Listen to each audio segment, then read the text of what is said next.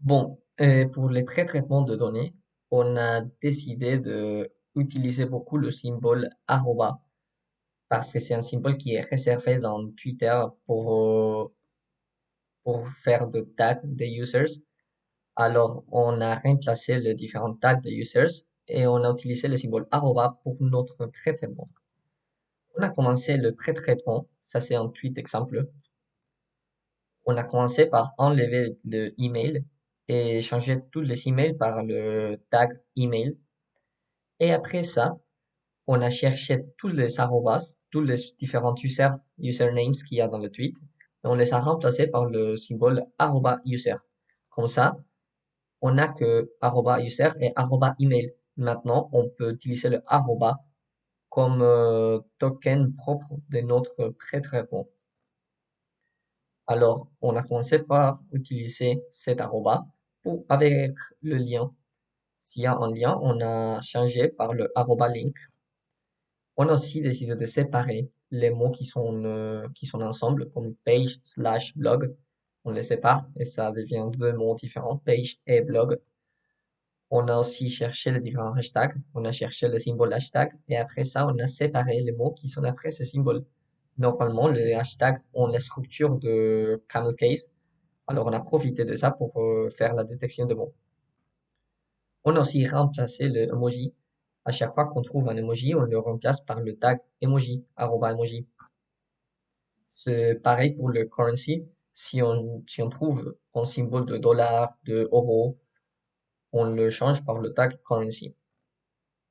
C'est pareil pour le rire. Si on trouve ha ou LOL ou des symboles qui montrent que quelqu'un est en train de rire, alors on les remplace pour le tag laugh.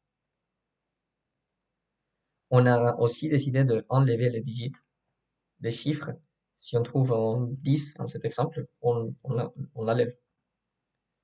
On a séparé les contractions aussi. S'il y a un am making, on l'a changé par I am making. Et ça marche pareil pour les autres contractions comme don't, on le change pour do not. Ou there's, on le change pour there is. Et comme ça. On a aussi remplacé ces trois symboles, les symboles de pourcent, le ampersand et le plus. On les a changés par, par ces mots. Alors, ainsi, en cet exemple-là, on a le symbole ampersand et on l'a remplacé par le mot and. On a enlevé les stopwords. On a fait une lemmatisation. On a aussi fait un stemming, mais on a vu que la lemmatisation avait de meilleurs résultats. Alors, on a décidé de faire la lemmatisation au lieu de le stemming. On a changé cette pattern. Si on trouve qu'il y a une heure, on la change par le tag time. Si on trouve qu'il y a 3 points, on le change par ellipsis. Si on trouve qu'il y a plus de 3, on met un n ellipsis. C'est pareil pour le symbole d'exclamation. S'il y a des symboles d'exclamation, on ajoute le tag exclamation. Les symboles de question, c'est pareil. On ajoute arroba question. Et s'il y en a deux ou plus, on le remplace par n question. Et aussi pour le greater than. Ça, c'est un exemple. Voici, dans le premier tweet, on trouve qu'il y a un symbole de question. Alors, on le remplace par le arroba question, par le tag de question.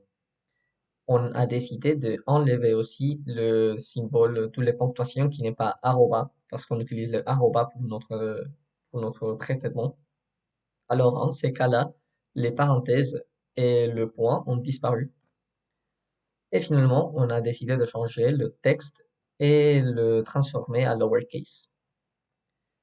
Ça, c'est un exemple avec le tweet qu'on a utilisé.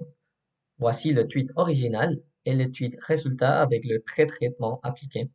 On peut voir que le deuxième tweet a de tokens plus normalisés. Il n'y a pas de uppercase, il n'y a pas d'emojis.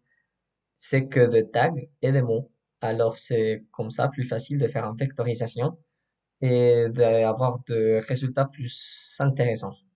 Donc, nous avons optimisé les performances de 5 modèles de classification, donc Decision Tree, SVM, Random Forest, Logistic Regression et KNN, pour les 3 niveaux de classification différents. Ce modèles sont standards et ils couvrent des approches assez variées, et ce qui permet une évaluation comparative large. On n'a pas de raison particulière d'avoir choisi ces 5 modèles, ce n'est juste voilà, l'expérimentation.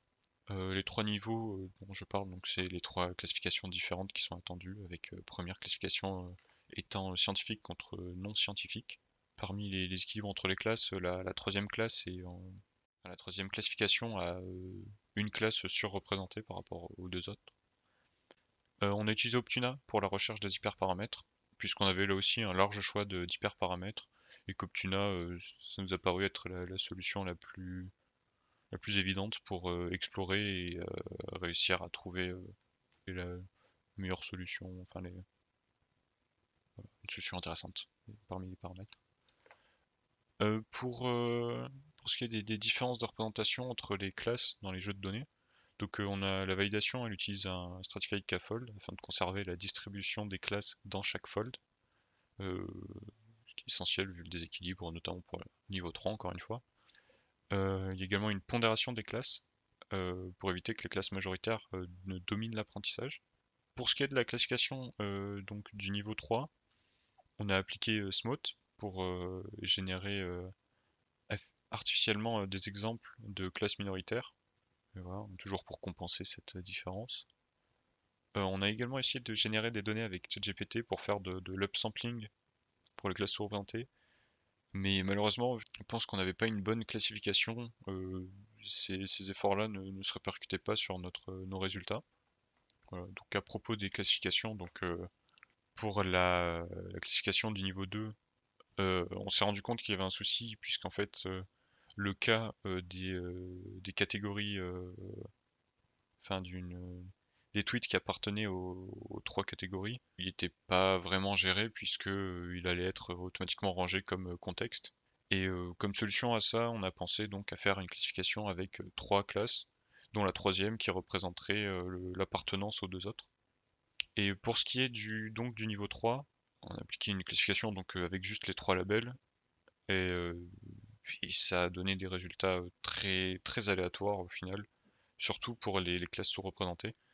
Et donc pour compenser ça, on a tenté de faire deux classifications à la suite, donc d'appliquer la meilleure classification du niveau 2, et ensuite dans ce qui a été trouvé comme étant claim et ref, d'appliquer une autre classification qui allait dissocier l'un de l'autre. Et on a eu des résultats intéressants, sauf que on n'a pas eu le temps de tester, qu'on a eu l'idée trop tard, et donc on l'a pas mis dans le rapport. Mais à la fin du notebook, il y a ces expérimentations. Maintenant, on va vous présenter les résultats clés de notre pipeline. Pour la première tâche de distinction entre scientifique et non scientifique, notre régression logistique optimisée atteint près de 82% en validation croisée et 81% en test.